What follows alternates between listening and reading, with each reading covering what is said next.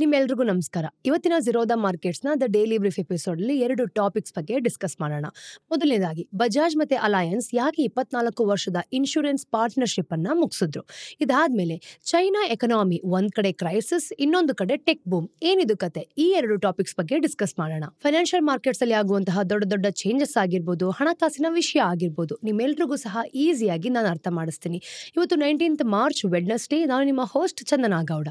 ನೋಡಿ, ಇನ್ಶೂರೆನ್ಸ್ ಇಂಡಸ್ಟ್ರಿಯಿಂದ ಒಂದು ದೊಡ್ಡ ಸುದ್ದಿನೇ ಇದೆ. ಬಜಾಜ್ ಮತ್ತೆ ಅಲಯನ್ಸ್ ಸುಮಾರು 25 ವರ್ಷದಿಂದ ಪಾರ್ಟ್ನರ್ಸ್ ಆಗಿದ್ರು. ಈಗ ಬೇರೆ ಬೇರೆ ಆಗ್ತಿದ್ದಾರೆ. ಜರ್ಮನಿಯ ದೊಡ್ಡ insurance company alliance Bajaj Finserv ಜೊತೆಗಿನ 2 ಜಾಯಿಂಟ್ ವೆಂಚರ್ಸ್ ಗಳಿಂದ ಬಜಾಜ್ ಅಲಯನ್ಸ್ ಲೈಫ್ ಇನ್ಶೂರೆನ್ಸ್ ಮತ್ತೆ ಬಜಾಜ್ ಅಲಯನ್ಸ್ ಜನರಲ್ ಇನ್ಶೂರೆನ್ಸ್ ತನ್ನ 26% ಅನ್ನ ವಾಪಸ್ ತಗೊಳ್ತಿದೆ. ನೋಡಿ, ಬಜಾಜ್ ಫಿನ್ಸರ್ವ್ ಸುಮಾರು 24,180 ಕೋಟಿ ಕೊಟ್ಟು ಆ ಪಾಲನ್ನ ಕೊಂಡ್ಕೊಳ್ಳುತ್ತೆ. ಇವೆರಡೂ ಆದ್ಮೇಲೆ ಇನ್ಶೂರೆನ್ಸ್ ಕಂಪನಿಗಳನ್ನ ನಾವು ನೋಡಿದಾಗ ಬಜಾಜ್ ಗ್ರೂಪ್ ಕಂಟ್ರೋಲ್ ನಲ್ಲೇ ಇರುತ್ತೆ. ಇದು ದೊಡ್ಡ ವಿಷಯ ಅಂತ ನಿಮ್ಗೂ ಕೂಡ ಗೊತ್ತಿರಬಹುದು. ತುಂಬಾ ವರ್ಷದಿಂದ ನಡ್ಕೊಂಡ್ ಬಂದಿರುವಂತ ಈ ಪಾರ್ಟ್ನರ್ಶಿಪ್ ಸುಮ್ನೆ ಮುರಿಯತ್ತಾ? ತುಂಬಾ ಕೋಟಿ ಡೀಲ್ಗಳು ಕೂಡ ಸುಮ್ನೆ ಬರಲ್ಲ. ಈ ಸ್ಟೋರಿ ತುಂಬಾ ವರ್ಷದಿಂದ ನಡೀತಾ ಬರ್ತಾ ಇದೆ. ರೆಗ್ಯುಲೇಟರಿ ಡೆವಲಪ್ಮೆಂಟ್ ತುಂಬಾ ವರ್ಷ ಬೇಕಾಗತ್ತೆ. ನೀವು ಈ ತರ ಟ್ರೆಂಡ್ ಬೇರೆ ಇಂಡಸ್ಟ್ರಿಯಲ್ಲೂ ಸಹ ನೋಡಿರ್ಬೋದು. ಇದು ಯಾಕೆ ನಡೆದಿದೆ? ಅದಕ್ಕೆ ಫಾರಿನ್ ಇನ್ಶೂರರ್ಸ್ ಯಾವಾಗ ಇಂಡಿಯಾಗೆ ಫಸ್ಟ್ ಕಾಲಿಟ್ಟಿದ್ರು ಅವಾಗ ಹೋಗ್ಬೇಕು. ಮೊದಲ ಪ್ರೀತಿ ಅಂದ್ರೆ ದ ಇನಿಷಿಯಲ್ ರೊಮ್ಯಾನ್ಸ್ ಯಾವ ರೀತಿ ಇತ್ತು? ತುಂಬಾ ದಶಕಗಳಿಂದ ನಾವು ನೋಡ್ತಿದೀವಿ ಅಂತಂದ್ರೆ ಇಂಡಿಯಾದ ಇನ್ಶೂರೆನ್ಸ್ ಸೆಕ್ಟರ್ ಸರ್ಕಾರಿ ಕಂಪನಿಗಳ ಕಂಟ್ರೋಲ್ ನಲ್ಲಿತ್ತು. ಲೈಫ್ ಇನ್ಶೂರೆನ್ಸ್ ಕಾರ್ಪೊರೇಷನ್ ಅಥವಾ ಜನರಲ್ ಇನ್ಶೂರೆನ್ಸ್ ಕಾರ್ಪೊರೇಷನ್ ತರ 1990ಯಲ್ಲಿ ನಾವು ನೋಡಿದಾಗ ಲಿಬರಲೈಸೇಷನ್ ಆದಾಗ ಇಂಡಿಯಾ ಒಂದು ಹೊಸ ದಾರಿನ ಯೋಚನೆ ಮಾಡ್ತು. ತಾನೇ ಮಾರ್ಕೆಟ್ ಕಂಟ್ರೋಲ್ ಮಾಡೋ ಬದಲು ಇನ್ಶೂರೆನ್ಸ್ ರೆಗ್ಯುಲೇಟರ್ಸ್ ಅನ್ನ ಮಾಡ್ತು. ಅಂದ್ರೆ insurance regulator and development authority market ಬಗ್ಗೆ ಕಾಳಜಿ ವಹಿಸುತ್ತೆ ಮತ್ತೆ ಪ್ರೈವೇಟ್ ಪ್ಲೇಯರ್ಸ್ಗೆ ಈ ಒಂದು ಆಪ್ಷನ್ ಅನ್ನ ಓಪನ್ ಮಾಡುತ್ತೆ. ಇಲ್ಲಿ ಒಂದು ದೊಡ್ಡ ಗ್ಯಾಪ್ ಇತ್ತು. ಸರ್ಕಾರದಿಂದ ಕಂಟ್ರೋಲ್ ಮಾಡ್ತಿದ್ರಿಂದ ಇಂಡಿಯನ್ಸ್ಗೆ ಪ್ರೈವೇಟ್ ಇನ್ಶೂರೆನ್ಸ್ ಬಿಸ್ನೆಸ್ ಮಾಡೋದು ಗೊತ್ತಿರಲಿಲ್ಲ ಮತ್ತೆ ಕಂಪನಿ ಹತ್ರ ದುಡ್ಡು ಕೂಡ ಇರ್ತಿರ್ಲಿಲ್ಲ. ಈ ಸೆಕ್ಟರ್ಗೆ 2 ವಿಷಯ ಬೇಕಾಗಿತ್ತು: ಟೆಕ್ನಿಕಲ್ ನಾಲೆಜ್ ಮತ್ತೆ ದುಡ್ಡು. ಇಂಡಿಯಾದಲ್ಲಿ ಯಾವುದು ಕೂಡ ಇರಲಿಲ್ಲ ಅಲ್ವಾ? ಅದಕ್ಕೆ ಇಂಡಿಯಾ ಫಾರಿನ್ ಇನ್ವೆಸ್ಟ್ಮೆಂಟ್ಗೆ ಅವಕಾಶ ಕೊಡ್ತು. ನೋಡಿ, ಅವ್ರಿಗೆ 26% ಅಷ್ಟೇ ಪಾಲನ ತಗೊಳ್ಳೋದಕ್ಕೆ ಬಿಡ್ತಿದ್ರು. ಅದಕ್ಕೆ ಅವ್ರಿಗೆ ಜಾಸ್ತಿ ಕಂಟ್ರೋಲ್ ಇರ್ತಿರ್ಲಿಲ್ಲ. ಆದ್ರೂ ತುಂಬಾ ಫಾರಿನ್ ಇನ್ಶೂರರ್ಸ್ ಇಂಡಿಯಾಗೆ ಬಂದ್ರು. ಅಲಯನ್ಸ್ ಇಂಡಿಯಾಗೆ ಬಂದ ಫಸ್ಟ್ ಫಾರಿನ್ ಇನ್ಶೂರೆನ್ಸ್ ಕಂಪನಿಗಳಲ್ಲಿ ಒಂದು. 2001ರಲ್ಲಿ ನಾವು ನೋಡಿದ್ರೆ ಬಜಾಜ್ ಜೊತೆ 2 ಪಾರ್ಟ್ನರ್ಶಿಪ್ ಅನ್ನ ಮಾಡ್ಕೊಂಡಿದ್ರು. ಜನರಲ್ ಇನ್ಶೂರೆನ್ಸ್ ಮತ್ತೆ ಲೈಫ್ ಇನ್ಶೂರೆನ್ಸ್ ಬಿಸ್ನೆಸ್ ಸ್ಟಾರ್ಟ್ ಮಾಡೋಕೆ ಬಜಾಜ್ಗೆ ಲೋಕಲ್ ನಾಲೆಜ್ ಇತ್ತು ಮತ್ತೆ ಅವರು ಕೂಡ ದೊಡ್ಡ ಡಿಸ್ಟ್ರಿಬ್ಯೂಷನ್ ನೆಟ್ವರ್ಕ್ ಸಹ ಇಟ್ಕೊಂಡಿದ್ರು. ಆದ್ರೆ ಅಲಯನ್ಸ್ ಹತ್ರ ಟೆಕ್ನಿಕಲ್ ಎಕ್ಸ್ಪರ್ಟೀಸ್ ಇತ್ತು. ಅವರ ಜಾಯಿಂಟ್ ವೆಂಚರ್ ಕಂಪನಿಗಳು ಇಂಡಿಯಾದ ಪ್ರಮುಖ ಇನ್ಶೂರೆನ್ಸ್ ಕಂಪನಿಗಳಾಯ್ತು. ಅವಾಗ ಅಲಯನ್ಸ್ ತನ್ನ ಪಾಲನ್ನ ಜಾಸ್ತಿ ಮಾಡ್ಕೋಬೇಕು ಅಂತಾನು ಕೂಡ ಒಂದ್ ಕಡೆ ಅನ್ಕೊಳ್ತಿದ್ರು. ಆದ್ರೆ ಒರಿಜಿನಲ್ ಇನ್ವೆಸ್ಟ್ಮೆಂಟ್ ಅಗ್ರಿಮೆಂಟ್ ಪ್ರಕಾರ ಅಲಯನ್ಸ್ ಕಂಪನಿಗಳಲ್ಲಿ ತನ್ನ ಪಾಲನ್ನ ಫಿಕ್ಸ್ ಪ್ರೈಸ್ ಅಲ್ಲಿ ಜಾಸ್ತಿ ಮಾಡ್ಕೊಳ್ಬಹುದು ಅಂತ ಇತ್ತು. ಆದ್ರೆ ಕಾಲಕ್ರಮೇಣ ನಾವು ನೋಡಿದಾಗ ಪರಿಸ್ಥಿತಿ ಬದಲಾಗ್ತಾ ಇದೆ. ಅಲಯನ್ಸ್ಗೆ ಕಷ್ಟ ಆಗ್ತಿತ್ತು. ಯಾಕೆ? 26% ಪಾಲ್ ಅಷ್ಟೇ ತಗೊಳ್ಬೇಕಾಗಿತ್ತು. ಅದಕ್ಕೆ ಅವರು ಸಣ್ಣ ಪಾರ್ಟ್ನರ್ ಆಗಿ ಅವರ ಟೆಕ್ನಿಕಲ್ ನಾಲೆಜ್ ಕೊಟ್ಟು ಹೆಲ್ಪ್ ಮಾಡಬೇಕಾಗಿತ್ತು. ರಾಜಕೀಯವಾಗಿ ನಾವು ನೋಡಿದಾಗ ಫಾರಿನ್ ಕಂಪನಿಗಳಿಗೆ ಇಂಡಿಯಾದಲ್ಲಿ ಅವಕಾಶ ಕೊಡೋಕೆ ಇಷ್ಟ ಇರಲಿಲ್ಲ. ಟೈಮ್ ಚೇಂಜ್ ಆಗ್ತಿತ್ತು. 2015ರಲ್ಲಿ ತುಂಬಾ ಕಂಪನಿಗಳು ಲಾಭ ಮಾಡಿದ ಮೇಲೆ ಗವರ್ಮೆಂಟ್ ಫಾರಿನ್ ಇನ್ಶೂರರ್ಸ್ಗೆ ಅವರ ಒಂದು ಇಂಡಿಯನ್ ಆಪರೇಷನ್ ಅಲ್ಲಿ ಜಾಸ್ತಿ ಅವಕಾಶ ಸಿಗೋ ಹಾಗೆ ಕೂಡ ಮಾಡ್ತು. 49% ವರೆಗೆ ಪಾಲನ ತಗೊಳ್ಬಹುದು ಅಂತಾನೂ ಕೂಡ ಅವ್ರು ಸೂಚನೆ ಕೊಟ್ರು. ಇನ್ನು ಇಂಡಿಯನ್ ಪಾರ್ಟ್ನರ್ಸ್ ಜೊತೆ ಜಾಸ್ತಿ ಕಂಟ್ರೋಲ್ ಮಾಡಬೇಕು, ಆದ್ರೆ ಫಾರಿನ್ ಪಾರ್ಟ್ನರ್ಸ್ 50-50 ತರ ಪಾರ್ಟ್ನರ್ ಆಗಿ ಇರಬಹುದು. 2021ರಲ್ಲಿ ನಾವು ನೋಡಿದಾಗ ಸರ್ಕಾರ ಇನ್ನಷ್ಟು ಲಿಬರಲ್ ಮಾಡಿ ಫಾರಿನ್ ಇನ್ಶೂರರ್ಸ್ಗೆ 74% ವರೆಗೂ ಕಂಟ್ರೋಲ್ ತಗೊಳ್ಬಹುದು ಅಂತ ಹೇಳ್ತು. ಇನ್ವೆಸ್ಟರ್ ತರ ಇರೋಕ್ಕಿಂತ ಕಂಪನಿನ ಓನ್ ಮಾಡ್ಕೊಳ್ಬಹುದು ಅಂತ ಇದರ ಅರ್ಥ. ತುಂಬಾ ಯುರೋಪಿಯನ್ ಇನ್ಶೂರರ್ಸ್ ಈ ಅವಕಾಶನ ಯೂಸ್ ಮಾಡ್ಕೊಂಡ್ರು. ಅವರ ಇಂಡಿಯನ್ ಪಾರ್ಟ್ನರ್ಸ್ಗೆ ಜಾಸ್ತಿ ಪಾಲು ಕೊಡಿ ಅಂತಾನೂ ಕೂಡ ಕೇಳಿದ್ರು ಮತ್ತೆ ಅವರ ಜಾಯಿಂಟ್ ವೆಂಚರ್ ನ ಕಂಟ್ರೋಲ್ ತಗೊಂಡ್ರು. 2022ರಲ್ಲಿ ಇಟಲಿಯ ಜನರಲಿ ಫ್ಯೂಚರ್ ಗ್ರೂಪ್ ನ ಜೊತೆಗಿನ ಇನ್ಶೂರೆನ್ಸ್ ಜಾಯಿಂಟ್ ವೆಂಚರ್ ನಲ್ಲಿ 74% ಪಾಲನ್ನ ತಗೊಂಡು. ಇನ್ನು 2022ರಲ್ಲಿ ಬೆಲ್ಜಿಯಂನ ಎಜಿಎಸ್ ಇಂಟರ್ನ್ಯಾಷನಲ್ ಫೆಡರಲ್ ಬ್ಯಾಂಕ್ ಜೊತೆಗಿನ ಜಾಯಿಂಟ್ ವೆಂಚರ್ ಅಂದ್ರೆ ಎಜಿಎಸ್ ಫೆಡರಲ್ ಲೈಫ್ ಇನ್ಶೂರೆನ್ಸ್ ನಲ್ಲಿ ಇನ್ನು 25% ಪಾಲನ್ನ ಕೊಂಡು 74% ವರೆಗೂ ಮುಟ್ತು. British Aviva PLC Dabur India ಜೊತೆಗಿನ joint venture Aviva life insurance company ಇಂಡಿಯಾದ ಲಿಮಿಟೆಡ್ ನಲ್ಲಿ 74% ಪಾಲನ್ನ ತಗೊಂಡು. ಅಲಯನ್ಸ್ ಕೂಡ ಅವರ ಒಂದು ಇನ್ಶೂರೆನ್ಸ್ ಬಿಸ್ನೆಸ್ ನಲ್ಲಿ ನೋಡಿದಾಗ ಜಾಸ್ತಿ ಪಾಲು ಬೇಕಿತ್ತು, ಆದ್ರೆ ಅದು ಸದ್ಯಕ್ಕೆ ಸಾಧ್ಯವಿರಲಿಲ್ಲ. ಇದೆಲ್ಲ ಬರ್ತಾ ಬರ್ತಾ ಕಾಲಕ್ರಮೇಣವಾಗಿ ಜಗಳಗಳು ಜಾಸ್ತಿ ಆಯ್ತಾ ಹೋಯ್ತು. ಕೆಲವು ರಿಪೋರ್ಟ್ಸ್ ಪ್ರಕಾರ ಅಲಯನ್ಸ್ 2014ರಿಂದ ಜಾಯಿಂಟ್ ವೆಂಚರ್ ನಲ್ಲಿ ನೋಡಿದಾಗ ಜಾಸ್ತಿ ಪಾಲನ್ನ ಕೇಳ್ತಿತ್ತಂತೆ.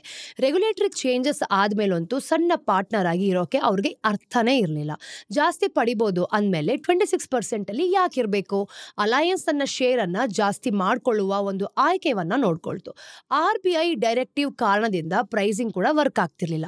ಇನ್ನು 2016ರಲ್ಲಿ ನೋಡಿದಾಗ ಬಜಾಜ್ ಬೇರೆ ಪಾರ್ಟ್ನರ್ನ ನೋಡ್ಬೋದು ಅಂತ ಚರ್ಚೆನೂ ಕೂಡ ನಡೆಸ್ತಾ ಇತ್ತು. ಅಲಯನ್ಸ್ ಏನೋ ತುಂಬಾ ಸರಿ ಟ್ರೈ ಮಾಡ್ತು, ಆದ್ರೆ ಬಜಾಜ್ ಯಾಕೆ ಬಿಟ್ಕೊಡ್ಬೇಕು ಅಂತ ಸೈಲೆನ್ಸ್ ಅನ್ನ ತೋರಿಸ್ತಿತ್ತು. ಅದರ ಇನ್ಶೂರೆನ್ಸ್ ಪ್ಲೇ ಚೆನ್ನಾಗಿ ನಡೀತಿರೋದ್ರಿಂದ ಕಂಟ್ರೋಲ್ ಯಾಕೆ ಬಿಡಬೇಕು ಅಂತ ಅದಕ್ಕೆ ಅನ್ಸಿತ್ತು ನೋಡಿ. ಫೈನಾನ್ಷಿಯಲ್ ಆಗಿ ಅವರ ಜಾಯಿಂಟ್ ವೆಂಚರ್ ಕಂಪನಿಗಳು ಕೂಡ ತುಂಬಾ ಚೆನ್ನಾಗಿ ನಡೀತಿದ್ವು. 2024ನೇ ಫೈನಾನ್ಷಿಯಲ್ ಇಯರ್ ಅಲ್ಲಿ ನಾವು ನೋಡಿದಾಗ ಅವರ ಜನರಲ್ ಇನ್ಶೂರೆನ್ಸ್ ಎಂಟಿಟಿ ಅಂತ ಏನ್ ಕರಿತೀವಿ ಗೊತ್ತಾ, ಇದು 7.3% ಮಾರ್ಕೆಟ್ ಶೇರ್ ಅನ್ನ ಹೊಂದ್ಕೊಂಡಿದ್ರು. ಮತ್ತೆ ಅವರ ಲೈಫ್ ಇನ್ಶೂರೆನ್ಸ್ ಬಿಸ್ನೆಸ್ ಅನ್ನ ನಾವು ನೋಡಿದಾಗ 5.8% ಅಷ್ಟೇ ಇದ್ದಿದ್ದು. ಅಂದ್ರೆ ಅವ್ರದ್ದು ಗ್ರೋತ್ ಕೂಡ ಚೆನ್ನಾಗಿತ್ತು ಅಂತ ಅರ್ಥ. ಇನ್ನು 2024ನೇ ಫೈನಾನ್ಷಿಯಲ್ ಇಯರ್ ನಲ್ಲಿ ಅವರ ಜನರಲ್ ಇನ್ಶೂರೆನ್ಸ್ ಎಂಟಿಟಿಯ ಹೊಸ ಬಿಸ್ನೆಸ್ ಪ್ರೀಮಿಯಂ ನ ನೋಡಿದಾಗ 33%ಗೆ ಒಂದೇ ಸಲ ಏರ್ತು. ಮತ್ತೆ ಅವರ ಲೈಫ್ ಇನ್ಶೂರೆನ್ಸ್ ಬಿಸ್ನೆಸ್ ಕೂಡ ಹೊಸ ಬಿಸ್ನೆಸ್ ಪ್ರೀಮಿಯಂ ಆಗಿ 21%ಗೆ ಹೆಚ್ಚಿಸ್ತು. ಅವರ ಜನರಲ್ ಇನ್ಶೂರೆನ್ಸ್ ಬಿಸ್ನೆಸ್ ಇಂಡಿಯಾದಲ್ಲಿ ನಾವು ನೋಡಿದಾಗ ಪ್ರಾಫಿಟ್ ತಗೊಳ್ತಿರೋ ನಾನ್ ಲೈಫ್ ಪ್ಲೇಯರ್ ಕೂಡ ಆಗಿತ್ತು. ಅಂದ್ರೆ ಅವರ ಚೇರ್ಮನ್ ಮತ್ತೆ ಮ್ಯಾನೇಜಿಂಗ್ ಡೈರೆಕ್ಟರ್ ಸಂಜೀವ್ ಬಜಾಜ್ ಅವರು ಇವೇ ಇಂಡಿಯಾದ ಸ್ಟ್ರಾಂಗೆಸ್ಟ್ ಇನ್ಶೂರೆನ್ಸ್ ಕಂಪನೀಸ್ ಅಂತ ಹೇಳಿದ್ರು. ಈ ಕಂಪನಿಗಳ ಭವಿಷ್ಯ ಚೆನ್ನಾಗಿದ್ರು ಕೂಡ ಅಲಯನ್ಸ್ ನಿಂದ ಏನು ಲಾಭ ಇರಲಿಲ್ಲ. ಬಜಾಜ್ ಎಲ್ಲಾ ಡಿಸಿಷನ್ಸ್ ತಗೊಳ್ತಾ ಇತ್ತು.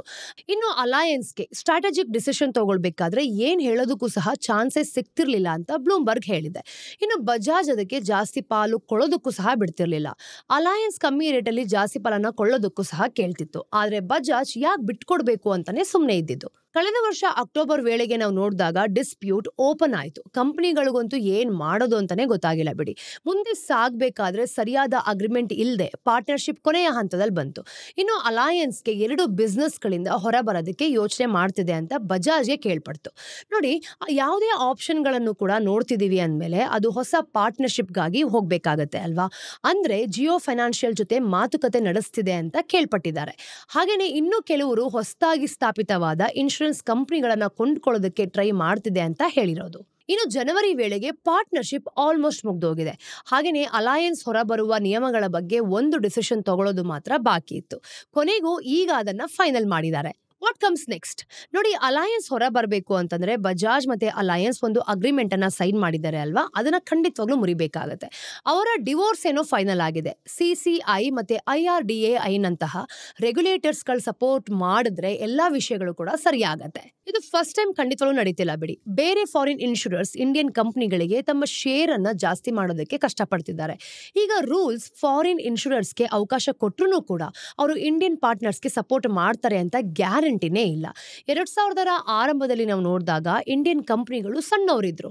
ಆದ್ರೆ ಈಗ ಅವರೇ ತುಂಬಾ ಸ್ಟ್ರಾಂಗ್ ಆಗಿರೋ ಕಾರಣ ಅವರಿಗೆ ಫಾರಿನ್ ಕಂಪನಿಗಳ ಸಹಾಯ ಖಂಡಿತವಾಗ್ಲೂ ಬೇಡ. ಕಳೆದ ಕೆಲವು ವರ್ಷಗಳಲ್ಲಿ ತುಂಬಾ ಪಾರ್ಟ್ನರ್ಶಿಪ್ ಮುರಿದು ಬಿದ್ದಿದೆ. 2023ರಲ್ಲಿ ನಾವು ನೋಡಿದಾಗ Bharti group life insurance business ನಲ್ಲಿ ಫ್ರೆಂಚ್ ಪಾರ್ಟ್ನರ್ AXA ನ ಪಾಲನ್ನ ಕೊಂಡ್ಕೊಂತು. ಅದೇ ವರ್ಷದಲ್ಲಿ ABRDN ಪಿಕ್ ಅಂತ ಏನ್ ಕರಿತೀವಿ ಗೊತ್ತಾ, ಇದು HDFC ಸ್ಟ್ಯಾಂಡರ್ಡ್ ಲೈಫ್ ಇನ್ಶೂರೆನ್ಸ್ ಇಂದ ಹೊರ ನಡೆದು 22 ವರ್ಷದ ಪಾರ್ಟ್ನರ್ಶಿಪ್ ಅನ್ನ ಮುರಿದು ಹಾಕ್ತು. ಇನ್ನು ಫಾರಿನ್ ಇನ್ಶೂರರ್ಸ್ ಇಂಡಿಯನ್ ಬಿಸ್ನೆಸ್ ನಲ್ಲಿ ಜಾಸ್ತಿ ಗಮನ ಇಡ್ತಿರೋದ್ರಿಂದ ಈ ತರದ ವಿಷಯಗಳು ಇನ್ನೂ ಕೂಡ ಬರ್ಬೋದು. ಅಲಯನ್ಸ್ ಏನೋ ಇಂಡಿಯನ್ ಜಾಯಿಂಟ್ ವೆಂಚರ್ ಇಂದ ಹೊರ ಬರ್ತಿದೆ, ಆದ್ರೆ ಇಂಡಿಯಾದಿಂದಾನೇ ಹೊರ ಬರ್ತಿಲ್ಲ. ಅವ್ರ ಸ್ಟೇಟ್ಮೆಂಟ್ ಪ್ರಕಾರ ಅಲಯನ್ಸ್ ಮಾರುಕಟ್ಟೆಯಲ್ಲಿ ತನ್ನ ಸ್ಥಾನವನ್ನ ಗಟ್ಟಿ ಮಾಡ್ಕೊಳ್ಬೇಕು ಮತ್ತೆ ಇನ್ವೆಸ್ಟರ್ ಆಗಿರೋ ಜೊತೆಗೆ ಆಪರೇಟಿವ್ ಆಗಿ ಕೆಲಸ ಮಾಡಬೇಕು ಅನ್ನೋ ಒಂದು ಅವಕಾಶಗಳನ್ನ ನೋಡ್ತಿದೆಯಂತೆ. ಅಲಯನ್ಸ್ ಇಂಡಿಯಾದಲ್ಲಿ ಇನ್ಶೂರೆನ್ಸ್ ಆಪರೇಷನ್ ರನ್ ಮಾಡಬೇಕು ಅಂತಾನೂ ಕೂಡ ಕನ್ಸ್ ಕಾಣ್ತಿದೆ. ಹಾಗೆ ಸ್ಲೈಡ್ ನಲ್ಲಿ ನಿಂತ್ಕೊಂಡು ನೋಡೋದಕ್ಕೆ ಅದಕ್ಕೆ ಖಂಡಿತವಾಗ್ಲೂ ಇಷ್ಟ ಇಲ್ಲ. ಅವರು ಈ ಫಾರಿನ್ ಇನ್ವೆಸ್ಟ್ಮೆಂಟ್ ರೆಜಿಮೆನ ಲಾಭ ತಗೊಳ್ಬೇಕು, ಅವ್ರ ಪಾಲು ಮಾರಾಟದಿಂದ ಬರೋ ದುಡ್ಡನ್ನ ಇಂಡಿಯಾದಲ್ಲಿ ಇನ್ವೆಸ್ಟ್ ಮಾಡ್ತಾರೆ ಅಂತ ಇವ್ರು ಹೇಳಿರೋದು. ದುಡ್ಡು ಸಿಕ್ಕಿದ ಮೇಲೆ ಕಂಪನಿಯ ಸ್ಟ್ರಾಟಜಿಕ್ ಆಂಬಿಷನ್ ಸಪೋರ್ಟ್ ಮಾಡೋ ಆಪ್ಷನ್ಸ್ ಬಗ್ಗೆ ಯೋಚನೆ ಮಾಡ್ತಿದೀವಿ.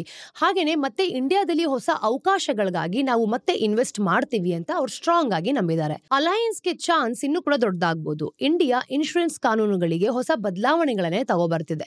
ಇದರಿಂದ foreign investment Indian insurance business ಅಲ್ಲಿ 100% ಸಹ ಆಗ್ಬಹುದು. ಹಾಗೆ ನಾವು ಒಂದು ಕಾಂಪೋಸಿಟ್ ಲೈಸೆನ್ಸ್ ನ ನೋಡಿದಾಗ ಇದನ್ನ ಕೊಡೋದಕ್ಕೂ ಸಹ ಶುರು ಮಾಡ್ತಾರೆ. ಇದರಿಂದ ಲೈಫ್ ಮತ್ತೆ ಜನರಲ್ ಇನ್ಶೂರೆನ್ಸ್ಗೆ ಬೇರೆ ಬೇರೆ ಕಂಪನಿ ಖಂಡಿತವಾಗ್ಲೂ ಬೇಡ. ಬಜಾಜ್ಗೆ ಅವರ ಇನ್ಶೂರೆನ್ಸ್ ಬಿಸ್ನೆಸ್ ಮೇಲೆ ಫುಲ್ ಕಂಟ್ರೋಲ್ ಇರುತ್ತೆ.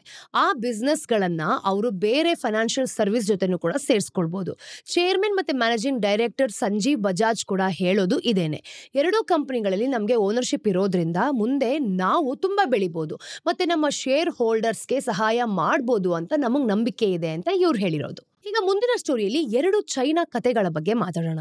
ನೋಡಿ, ನಾವ್ ಯಾವಾಗ್ಲೂ ಕೂಡ ಚೈನಾ ಬಗ್ಗೆ ಮಾತಾಡ್ತಾನೆ ಇರ್ತೀವಿ. ಚೈನಾ ಮತ್ತೆ ಅಮೆರಿಕದ ನಡುವಿನ ಪೈಪೋಟಿ ಇಂದಿನ ಮುಖ್ಯ ವಿಷಯ ಅಲ್ವಾ. ಚೈನಾ ಏನ್ ಮಾಡಿದ್ರು ಕೂಡ ಅದು ಗ್ಲೋಬಲ್ ಮಾರ್ಕೆಟ್ ಮೇಲೆ ಖಂಡಿತವಾಗ್ಲೂ ಎಫೆಕ್ಟ್ ಆಗುತ್ತೆ. ಚೈನಾದಲ್ಲಿ ಏನೇ ಆದ್ರೂ ಟೆಕ್ ಸಪ್ಲೈ ಚೈನ್ ಇಂದ ಹಿಡಿದು ಕಮಾಡಿಟಿ ಪ್ರೈಸ್ ವರೆಗೂ ಕೂಡ ಎಲ್ಲದರಲ್ಲೂ ಬದಲಾವಣೆ ಆಗುತ್ತೆ. ಅದಕ್ಕೆ ಸ್ವಲ್ಪ ತಾಳ್ಮೆಯಿಂದ ನೀವು ಕೇಳಲೇಬೇಕು. ನಮ್ಗೆ ಇಂಟ್ರೆಸ್ಟಿಂಗ್ ಆದ ಐಡಿಯಾಗಳು ಬಂದಿದೆ, ಅದನ್ನ ನಾವು ನಿಮ್ಮ ಹತ್ರ ಹಂಚ್ಕೊಳ್ತೀವಿ. ಇವತ್ತು ಚೈನಾದ ಎಕನಾಮಿಕ್ ಗ್ರೋತ್ ನ 2 ಬೇರೆ ಬೇರೆ ವಿಷಯಗಳನ್ನ ನಾನು ನಿಮ್ಮ ಹತ್ರ ಮಾತಾಡ್ತೀನಿ. ಇತ್ತೀಚೆಗೆ 3 ಜನ ಎಕನಾಮಿಕ್ ಕಮಾಂಡೇಟರ್ಸ್ ರಾಂಡ್ನ ಜಿಯಾರ್ಡ್ ಡಿಪಿಪೋ, ಜಾನ್ಸ್ ಹಾಪ್ಕಿನ್ಸ್ ಯೂನಿವರ್ಸಿಟಿಯ ಯುಯನ್ ಆಂಗ್ ಮತ್ತೆ ಗೆವಾಲ್ಕ್ ರಿಸರ್ಚ್ನ ಒಂದು ಲೂಯಿಸ್ ವಿನ್ಸೆಂಟ್ ಗೇವ್ ಚೈನಿ ಎಕನಾಮಿ ಬಗ್ಗೆ 3 ವಿಷಯಗಳನ್ನ ಡೀಟೇಲ್ಡ್ ಆಗಿ ಹೇಳಿದ್ದಾರೆ. ಚೈನಾದ ಎಕನಾಮಿಕ್ ಪ್ಯಾರಾಡಾಕ್ಸ್ ಅಂದ್ರೆ ಕಷ್ಟದ ಪರಿಸ್ಥಿತಿಯಲ್ಲೂ ಕೂಡ ಟೆಕ್ ಬೂಮ್ ಆಗ್ತಿರೋ ಬಗ್ಗೆ ಹೇಳಿರೋದು. ಚೈನಾದಲ್ಲಿ 2 ಎಕನಾಮಿಗಳು ನಡೀತಾ ಇದೆ. ಒಂದು ಕಷ್ಟ ಪಡ್ತಿದೆ, ಇನ್ನೊಂದು ತುಂಬಾನೇ ಬೆಳೀತಾ ಇದೆ. ಇದ್ರ ಬಗ್ಗೆ ಇವತ್ತು ಮಾತಾಡೋಣ. ನೋಡಿ, ಚೈನಾದ ಗ್ರೋತ್ ಸ್ಲೋ ಡೌನ್ ಏನೋ ಖಂಡಿತವಾಗ್ಲೂ ಆಗ್ತದೆ. ನೀವು ಎಕನಾಮಿಕ್ ಡೇಟಾ ನೋಡಿದ್ರೆ ಚೈನಾದ ಎಕನಾಮಿ ಸರಿ ಇಲ್ಲ ಅಂತಾನೆ ಕಾಣಿಸುತ್ತೆ. ಚೈನಾದ GDP ಗ್ರೋತ್ ಕೂಡ ಕಡಿಮೆ ಆಗಿದೆ ಅಂತ ಇಲ್ಲಿ ಗೊತ್ತಾಗುತ್ತೆ. ನೋಡಿ, ಇನ್ನು 2024ರಲ್ಲಿ ನಾವು ನೋಡಿದಾಗ ಚೈನಾ 5% ರಿಯಲ್ GDP ಗ್ರೋತ್ ನ ತೋರಿಸ್ಕೊಂಡಿದೆ. ಆದ್ರೆ ನಾಮಿನಲ್ ಗ್ರೋತ್ ನೋಡಿದಾಗ ಕೇವಲ 4.2% ಅಷ್ಟೇ. ಇನ್ನು ಪ್ಯಾಂಡಮಿಕ್ ಬಿಟ್ರೆ ಇದು ತುಂಬಾನೇ ಕಡಿಮೆ. ಕೆಲವು ವಿಶ್ಲೇಷಣೆಗಳ ಪ್ರಕಾರ ಗ್ರೋತ್ ಇನ್ನೂ ಕಮ್ಮಿ ಇದೆ ಅಂತ. ರೋಡಿಯಂ ಗ್ರೂಪ್ ಚೈನಾದ GDP ನಾವು ನೋಡಿದಾಗ 2024ರಲ್ಲಿ 2.4% ಮತ್ತೆ 2.8% ಬೆಳೆದಿದೆ. ಇದು ಅಫಿಷಿಯಲ್ ಫಿಗರ್ಸ್ಗಿಂತ ತುಂಬಾನೇ ಕಡಿಮೆ. ಇನ್ನು ಚೈನಾದ GDP US-ಗೆ ಸರಿ ಸಮಾನವಾಗಿ ಬರ್ತಾನೆ ಇಲ್ಲ. ಮೊದಲೊಮ್ಮೆ ನಾವು ನೋಡಿದಾಗ ಎಲ್ಲ ಇದು ಸರಿಯೇ ಇದೆ ಅಂತ ಅನ್ಕೊಂಡಿದ್ರು. ಆದ್ರೆ ಈಗ US ಮತ್ತೆ ಚೈನಾ ನಡುವಿನ ಒಂದು ಗ್ಯಾಪ್ ಜಾಸ್ತಿ ಆಗ್ತಿದೆ. ಚೈನಾದ GDP 2021ರಲ್ಲಿ US GDPಯ 77% ಇತ್ತು. ಅದು ಕಳೆದ ವರ್ಷ ನಾವು ನೋಡಿದಾಗ 64%ಗೆ ಬಿದ್ದೋಗಿದೆ. ಇನ್ನು ಕೋವಿಡ್ಗಿಂತ ಮುಂಚೆ ಚೈನಾ ಇನ್ನೊಂದು ದಶಕದಲ್ಲಿ US-ನ ಮೀರಿಸುತ್ತೆ ಅಂತ ಅವರು ಕೂಡ ಅಂದಾಜು ಮಾಡಿದ್ರು. ಈಗಿನ ಪ್ರಕಾರ 2040ರವರೆಗೂ ಕೂಡ ಇದು ಸಾಧ್ಯ ಇಲ್ಲ. ಆದ್ರೆ ಇಲ್ಲಿ ಇನ್ನೊಂದು ವಿಷಯ ಇದೆ. ಡಿಪಿಪೋ ಮುಖ್ಯವಾದ ವಿಷಯ ಹೇಳ್ತಾರೆ. ಗ್ರೋತ್ ಕಡಿಮೆ ಆದ್ರೂ ಚೈನಾದ ಮ್ಯಾನುಫ್ಯಾಕ್ಚರಿಂಗ್ ಸೆಕ್ಟರ್ US-ಗಿಂತ 1.5 ಪಟ್ಟು ದೊಡ್ಡದಾಗಿದೆ ಅಂತ. ಚೈನಾದಲ್ಲಿ ಎಕನಾಮಿಕ್ ಪ್ರಾಬ್ಲಮ್ ಆಗೋದಕ್ಕೆ ಪ್ರಾಪರ್ಟಿ ಸೆಕ್ಟರ್ ಒಂದು ಕಾರಣ ಅಲ್ವಾ. ಪ್ರಾಪರ್ಟಿ ಸೆಕ್ಟರ್ ಕೋವಿಡ್ಗಿಂತ ಮುಂಚೆ ಚೈನಾದ GDPಯ 25% ಇತ್ತು. ಇನ್ನು 2020ರಲ್ಲಿ ಬೀಜಿಂಗ್ 3 ರೆಡ್ ಲೈನ್ಸ್ ಪಾಲಿನ ಹೊಂದ್ಕೊಂಡಿದೆ. ಅಂದ್ರೆ ಇದರಿಂದ ಸಾಲ ಜಾಸ್ತಿ ತಗೊಂಡು ಕನ್ಸ್ಟ್ರಕ್ಷನ್ ಮಾಡೋದು ಕಮ್ಮಿ ಆಗುತ್ತೆ. ಇನ್ನು ಅನ್ಫಾರ್ಚುನೇಟ್ಲಿ ಇದರಿಂದ ತುಂಬಾ ನಷ್ಟ ಆಗ್ತಿದೆ ಅಂತ ಇವರು ಗೊತ್ತಾಗಿದೆ. ಹೊಸ ಎಕನಾಮಿಯ ಏರಿಕೆ ಚೈನಾದಲ್ಲಿ ಒಳ್ಳೆ ವಿಷಯಗಳು ನಡೀತಾ ಇದೆ. ಹಳೆ ಸೆಕ್ಟರ್ಗಳು ಕಷ್ಟಪಡ್ತಿದ್ರು ಕೂಡ ಹೈಟೆಕ್ ಇಂಡಸ್ಟ್ರೀಸ್ ಬೆಳೀತಿದೆ ಅಂತ. ಚೈನಾದ ಹೈಟೆಕ್ ಮ್ಯಾನುಫ್ಯಾಕ್ಚರಿಂಗ್ GDPಗಿಂತ ಜಾಸ್ತಿ ಬೆಳೆದಿದೆ ಅಂತ ಡಿಪಿಪೋ ಹೇಳ್ತಿರೋದು. 2019ರಿಂದ ರಿಯಲ್ ಎಸ್ಟೇಟ್ ಇನ್ವೆಸ್ಟ್ಮೆಂಟ್ 3.7% ಕಮ್ಮಿ ಆದ್ರೂ ಕೂಡ ಹೈಟೆಕ್ ಇಂಡಸ್ಟ್ರಿನಲ್ಲಿ ಫಿಕ್ಸ್ಡ್ ಅಸೆಟ್ ಇನ್ವೆಸ್ಟ್ಮೆಂಟ್ ನಾವು ನೋಡಿದಾಗ 10 to 15% ಜಾಸ್ತಿ ಆಗಿದೆ. ಈ ಗ್ರೋತ್ ಕೆಲವು ಕಡೆ ಖಂಡಿತವಾಗ್ಲೂ ಕಾಣಿಸುತ್ತೆ. Electric vehicles, lithium ion batteries ಮತ್ತೆ ಸೋಲಾರ್ ಪ್ಯಾನೆಲ್ಗಳ ಗ್ಲೋಬಲ್ ಎಕ್ಸ್ಪೋರ್ಟ್ ನಲ್ಲಿ ಚೈನಾ ಮುಂದೆ ಇದೆ ಅಂತ ಡಿಪಿಪೋ ಹೇಳ್ತಾರೆ. ಅಮೆರಿಕ ಟ್ಯಾರಿಫ್ ಜಾಸ್ತಿ ಮಾಡಿದ್ರೆ ಕ್ರಿಟಿಕಲ್ ಮಿನರಲ್ ಸಪ್ಲೈ ಕಂಟ್ರೋಲ್ ಮಾಡ್ತೀನಿ ಅಂತ ಚೈನಾ ಹೇಳಿರೋದು. ಇಲ್ಲಿ ಮುಖ್ಯವಾದ ಕ್ವಶನ್ ಏನ್ ಗೊತ್ತಾ, ಇದೆಲ್ಲ ಎಷ್ಟು ಮುಖ್ಯ ಅಂತ. ಈ ಹೊಸ ಏಜ್ ಸೆಕ್ಟರ್ ನಿಂದ ಬರೋ ಗ್ರೋತ್ ಬೇರೆ ಕಡೆ ಆಗೋ ನಷ್ಟನ ಸರಿ ಮಾಡತ್ತಾ? ಡಿಪಿಪೋ ಖಂಡಿತವಾಗ್ಲೂ ಇಲ್ಲ ಅಂತ ಹೇಳ್ತಾರೆ. ಚೈನಾದ ಹೊಸ ಎಕನಾಮಿ GDPಯ 20%ಗಿಂತ ಕಮ್ಮಿ ಇದೆ. ಮತ್ತೆ ಇತ್ತೀಚಿನ ವರ್ಷಗಳಲ್ಲಿ ಇದು 20% ಗ್ರೋತ್ಗೆ ಮಾತ್ರ ಸಹಾಯ ಮಾಡ್ತಿದೆ. ಈ ಗ್ರೋತ್ ತುಂಬಾ ಜಾಸ್ತಿ ಇದ್ರೂ ಕೂಡ ಖಂಡಿತವಾಗ್ಲೂ ಸಾಲಲ್ಲ ಅಂತ. ಯುಎನ್ ಅಂಗ್ ಅವರ ಪೊಲಿಟಿಕಲ್ ಎಕನಾಮಿ ಫ್ರೇಮ್ ವರ್ಕ್ ನೋಡಿ, ಈ ಗ್ಯಾಪ್ ಯಾಕಿದೆ? ಚೈನಾ ಹಳೆ ಎಕನಾಮಿನ ಬಿಟ್ಟು ಸ್ವಲ್ಪ ಸೆಕ್ಟರ್ಗೆ ಮಾತ್ರ ಸಪೋರ್ಟ್ ಯಾಕೆ ಮಾಡ್ತಾ ಇದೆ? ಮತ್ತೆ ಅವರ ಕಷ್ಟದಿಂದ ಹೊರಗೆ ಬರಬೇಕು ಅಂತ ಅವ್ರು ಯಾಕೆ ಪ್ರಯತ್ನ ಪಡ್ತಿಲ್ಲ? ಯುಎನ್ ಅಂಗ್ ಇದಕ್ಕೊಂದು ಚೆನ್ನಾಗಿರೋ ಉತ್ತರ ಕೊಟ್ಟಿದ್ದಾರೆ. ಚೈನಾ ಕಮಾಂಡ್ ಎಕನಾಮಿ ಅಲ್ಲ, ಅಲ್ಲಿ ಲೀಡರ್ಸ್ ಆರ್ಡರ್ ಮಾಡ್ತಾರೆ ಅಷ್ಟೇ ಅನ್ನೋ ಮಾತನ್ನ ಅವರು ಒಪ್ಪೋದಿಲ್ಲ. ಅವ್ರ ಸಿಸ್ಟಮ್ ಅನ್ನ ನಾವು ನೋಡಿದಾಗ ಡೈರೆಕ್ಟೆಡ್ ಇಂಪ್ರೂವೈಸೇಷನ್ ಮತ್ತೆ ಲೀಡರ್ಸ್ ಪ್ರಾಮುಖ್ಯತೆ ಕೊಡ್ತಾರೆ. ಮತ್ತೆ ಚೈನಾದ ದೊಡ್ಡ ಬ್ಯೂರೋಕ್ರಸಿ ಅದನ್ನ ಅರ್ಥ ಮಾಡ್ಕೊಂಡು ಕೆಲಸ ಮಾಡುತ್ತೆ ಅಂತ ಅವ್ರು ಹೇಳಿರೋದು. ಅದನ್ನೇ ನಾವೀಗ ನೋಡ್ತಿರೋದು. ಪ್ರೆಸಿಡೆಂಟ್ ಶಿ ತಾನು ಹೊಸ ಎಕನಾಮಿ ಕಡೆ ಜಾಸ್ತಿ ಗಮನ ಕೊಡ್ತೀನಿ, ಹೈ ಕ್ವಾಲಿಟಿ ಡೆವಲಪ್ಮೆಂಟ್ ಮತ್ತೆ ಹೊಸ ಪ್ರೊಡಕ್ಟಿವ್ ಫೋರ್ಸ್ ನನ್ನ ಗುರಿ ಅಂತ ಅವ್ರು ಹೇಳಿರೋದು. ಅವರ ಹೇಳಿಕೆಗಳನ್ನ ನಾವು ನೋಡಿದಾಗ ಎಕನಾಮಿಕ್ ಅಪ್ರೋಚ್ ಏನಿದೆ ಗೊತ್ತಾ, ಅದು ಕೂಡ ಬದಲಾಗ್ತಾ ಇದೆ. ಅವ್ರು ಈ ತರ ಹೇಳಿಕೆ ಕೊಟ್ರೆ ಅಧಿಕಾರಿಗಳಿಗೆ ಹಳೆ ಎಕನಾಮಿನ ಸರಿ ಮಾಡೋದಕ್ಕೆ ಖಂಡಿತವಾಗ್ಲೂ ಇಷ್ಟ ಇರಲ್ಲ ಅಲ್ವಾ. ಈ ಫಾಲ್ ಡೌನ್ ಇಂದ ಜನರು ಸಫರ್ ಆದ್ರೂ ಕೂಡ ಅವ್ರೇನು ಕೂಡ ಮಾಡಕ್ಕಾಗಲ್ಲ. ರಿಯಲ್ ಎಸ್ಟೇಟ್ ಸಮಸ್ಯೆಗೆ ಸರಿಯಾಗಿ ರೆಸ್ಪಾನ್ಸ್ ಮಾಡ್ತಿಲ್ಲ ಅಂತ. ಇನ್ನು ಲೋಕಲ್ ಅಧಿಕಾರಿಗಳು ಇಷ್ಟಪಡೋ ಸೆಕ್ಟರ್ಗಳಿಗೆ ಅಂದ್ರೆ ಇವಿ ಮತ್ತೆ ಸೋಲಾರ್ ಪ್ಯಾನೆಲ್ಗಳಿಗೆ ಜಾಸ್ತಿ ಇನ್ವೆಸ್ಟ್ ಮಾಡ್ತಿದ್ದಾರೆ. ಈ ಅಪ್ರೋಚ್ ನಿಂದ ವೇಸ್ಟೇಜ್ ಕೂಡ ಜಾಸ್ತಿ ಆಗ್ತಿದೆ. ಅಂದ್ರೆ ಸೆಂಟ್ರಲ್ ಗವರ್ಮೆಂಟ್ ದೊಡ್ಡ ಪೇಟೆಂಟ್ ಟಾರ್ಗೆಟ್ ಸೆಟ್ ಮಾಡಿದಾಗ ಲೋಕಲ್ ಅಧಿಕಾರಿಗಳು ಯಾರೆಲ್ಲ ಇರ್ತಾರೆ ಅದನ್ನ ಚೇಂಜ್ ಮಾಡೋಕೆ ಟ್ರೈ ಮಾಡ್ತಿದ್ರು. ಅವ್ರ ಹತ್ರ ಇನೋವೇಟಿವ್ ರಿಸರ್ಚ್ ಮಾಡೋದಕ್ಕೆ ಡೈರೆಕ್ಟ್ ದಾರಿ ಕೂಡ ಇರಲಿಲ್ಲ. ಅದಕ್ಕೆ ಜಂಕ್ ಪೇಟೆಂಟ್ಸ್ ತರ ನಂಬರ್ ಅನ್ನ ಜಾಸ್ತಿ ಮಾಡಿದ್ರು. ಇದರಿಂದ ಇನೋವೇಷನ್ ಆಗ್ಲಿಲ್ಲ, ಆದ್ರೆ ಲೋ ಪ್ರೊಡಕ್ಟಿವಿಟಿ ಇನೋವೇಷನ್ ಡ್ರೈವ್ ಆಯಿತು. ಇವಿ ಇಂಡಸ್ಟ್ರಿನ ತಗೊಂಡ್ರೆ ಚೈನಾದಲ್ಲಿ 450ಕ್ಕಿಂತ ಹೆಚ್ಚು ಕಾರ್ ಫ್ಯಾಕ್ಟರಿಗಳಿದೆ. ಆದ್ರೆ 1/3 20% ಕೆಪಾಸಿಟಿಲಿ ಮಾತ್ರ ನಡೀತಿದೆ. ಮುಂದೆ ತುಂಬಾ ಫ್ಯಾಕ್ಟರಿಗಳು ಮುಚ್ಚಿ ಹೋಗುವಂತ ಚಾನ್ಸಸ್ ಕೂಡ ಇದೆ. ಮತ್ತೆ ನಾವು BYD ತರದ ಕೆಲವು ದೊಡ್ಡ ಕಂಪನಿಗಳನ್ನ ನೋಡ್ತಿದೀವಿ ಅಂತಂದ್ರೆ ಇಂಥ ಕಂಪನಿಗಳು ಮಾತ್ರ ಉಳ್ಕೊಳ್ಳೋದು. ಎಷ್ಟೇ ತೊಂದರೆ ಇದ್ರೂ ಇದರಲ್ಲಿ ಲಾಭ ಇದೆ. ಸೆಂಟ್ರಲ್ ಲೀಡರ್ಸ್ ಚಾಂಪಿಯನ್ಸ್ ಯಾರೆಲ್ಲ ಇದ್ದಾರೆ ಇವ್ರು ಹುಟ್ಕೊಂಡ್ರೆ ಸರಿ ಆಗುತ್ತೆ ಅಂತ ಸ್ವಲ್ಪ ಜನ ಸುಮ್ಮನಾಗ್ತಾರೆ. ನೋಡಿ, ಲೋಕಲ್ ಗವರ್ಮೆಂಟ್ಸ್ ವೆಂಚರ್ ನಾವು ನೋಡಿದಾಗ ಕ್ಯಾಪಿಟಲ್ ಇಂದ ಸೈಂಟಿಫಿಕ್ ಟ್ಯಾಲೆಂಟ್ಸ್ ಏನಿರುತ್ತೆ ಅದನ್ನ ಅಟ್ರಾಕ್ಟ್ ಮಾಡಕ್ಕೆ ಟ್ರೈ ಮಾಡ್ತಿದ್ರು. ತುಂಬಾ ಜನ ಫೇಲ್ ಆದ್ರೂ ಕೂಡ ಕೆಲವರು ಸಕ್ಸಸ್ ಸ್ಟೋರಿಗಳನ್ನ ಬರೆದ್ರು. ಅಮೆರಿಕದಲ್ಲಿ ಸೈಂಟಿಸ್ಟ್ಗಳು ಕಮ್ಮಿ ಆದ್ರೂ 2021ರಲ್ಲಿ ಚೈನಾ 2400 ಸೈಂಟಿಸ್ಟ್ಗಳನ್ನ ತಗೊಂಡ್ ಬಂತು. ಲೂಯಿಸ್ ವಿನ್ಸೆಂಟ್ ಗೇವ್ ಅವರ ಮಾರ್ಕೆಟ್ ಇನ್ವೆಸ್ಟ್ ಯಾವ ರೀತಿ ಆಯಿತು? ಲೂಯಿಸ್ ವಿನ್ಸೆಂಟ್ ಗೇವ್ ಚೈನಾದ ಎಕನಾಮಿಯ ಡ್ಯುಯಾಲಿಟಿ ಬಗ್ಗೆ ಒಂದು ಮಾರ್ಕೆಟ್ ಪರ್ಸ್ಪೆಕ್ಟಿವ್ನೇ ಕೊಟ್ಟಿದ್ದಾರೆ. 2018ರಲ್ಲಿ ನಾವು ನೋಡಿದಾಗ ಚೈನಾ ಇಂಡಸ್ಟ್ರಿಯಲ್ ಟ್ರಾನ್ಸ್ಫಾರ್ಮೇಶನ್ ಅನ್ನ ಶುರು ಮಾಡ್ಕೊಳ್ತು. ಈಗ ವೆಸ್ಟರ್ನ್ ಸ್ಯಾಂಕ್ಷನ್ಸ್ಗೆ ರಿಯಾಕ್ಟ್ ಮಾಡಿಕೊಂಡು ರಿಯಲ್ ಎಸ್ಟೇಟ್ಗೆ ಬ್ಯಾಂಕ್ ಲೋನ್ ಕಮ್ಮಿ ಮಾಡ್ತು ಮತ್ತೆ ಇಂಡಸ್ಟ್ರಿಗೆ ಜಾಸ್ತಿ ಪ್ರಾಮುಖ್ಯತೆಯನ್ನ ಕೊಟ್ಟರು. ಹಾಗೆ ವೆಸ್ಟರ್ನ್ ಕಂಟ್ರೀಸ್ಗಳು ಸೆಮಿ ಕಂಡಕ್ಟರ್ಗೆ ರೆಸ್ಟ್ರಿಕ್ಷನ್ಸ್ ಅನ್ನ ಹಾಕಿದಾಗ ಚೈನಾ ಹೆದರ್ಕೊಳ್ತು. ಆದ್ರೆ ಬೇರೆ ಸೆಕ್ಟರ್ಗೂ ತೊಂದರೆ ಆಗುತ್ತೆ ಅಂತ ಅವರು ಅನ್ಕೊಂಡಿದ್ರು. ನೋಡಿ, ಎಷ್ಟೋ ಜನ ತುಂಬಾ ಇಂಡಸ್ಟ್ರಿಗಳಲ್ಲಿ ನೋಡ್ತಿದೀವಿ ಅಂತಂದ್ರೆ ಸೆಲ್ಫ್ ಸಫಿಶಿಯಂಟ್ ಆಗ್ಬೇಕು ಅಂತ ದುಡ್ಡನ್ನ ಇನ್ವೆಸ್ಟ್ ಮಾಡ್ತಾರೆ ಅಲ್ವಾ. ಅದೇ ರೀತಿ ಚೈನಾನು ಕೂಡ ಇನ್ವೆಸ್ಟ್ ಮಾಡಿದೆ. ಈಗ ಚೈನಾ ಕಾರ್ ಆಗಿರ್ಬೋದು, ಇಂಡಸ್ಟ್ರಿಯಲ್ ರೋಬೋಟ್ ಆಗಿರ್ಬೋದು, ಸೋಲಾರ್ ಪ್ಯಾನೆಲ್ ಮತ್ತೆ ಬ್ಯಾಟ್ರಿ ತಯಾರಿಕೆಯಲ್ಲಿ ಮುಂದೆ ಇದೆ. ನೋಡಿ, BYD, ಸ್ಪ್ಯಾಂಗ್ ಮತ್ತೆ ಶಾಮಿ ಕಂಪನಿಗಳ ಯಶಸ್ಸಿನ ಬಗ್ಗೆ ಗೇವ್ ಹೇಳಿದ್ದಾರೆ. ಹಾಗೆಯೇ ಪ್ರಪಂಚದಲ್ಲಿ ಅವರಂತೆ ಯಾರು ಕೂಡ ಬೆಳೆದಿಲ್ಲ ಅಂತ ಅವರು ಕೂಡ ಚಾಲೆಂಜ್ ಹಾಕಿರೋದು. ಸ್ಪ್ಯಾಂಗ್ ಹಾರುವ ಕಾರನ್ನ ಮಾರ್ಕೆಟ್ಗೆ ತರೋದಕ್ಕೆ ಟ್ರೈ ಮಾಡ್ತಿದೆ.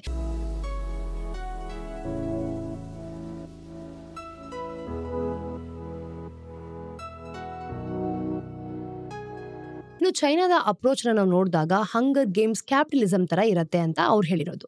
ದೇಶದ 130 ಕಾರ್ ತಯಾರಕ ಕಂಪನಿಗಳು ಕಾಂಪೀಟ್ ಮಾಡಿದ್ರೆ ಅದರಲ್ಲಿ ಕೆಲವು ಚಾಂಪಿಯನ್ಸ್ ಆಗ್ತಾರೆ. ಚೈನಾ ಈಗ ಅಡ್ವಾನ್ಸ್ ಟೆಕ್ನಾಲಜಿಲಿ ಮುಂದೆ ಇದೆ ಅಂತ ಗೇವ್ ಹೇಳಿರೋದು.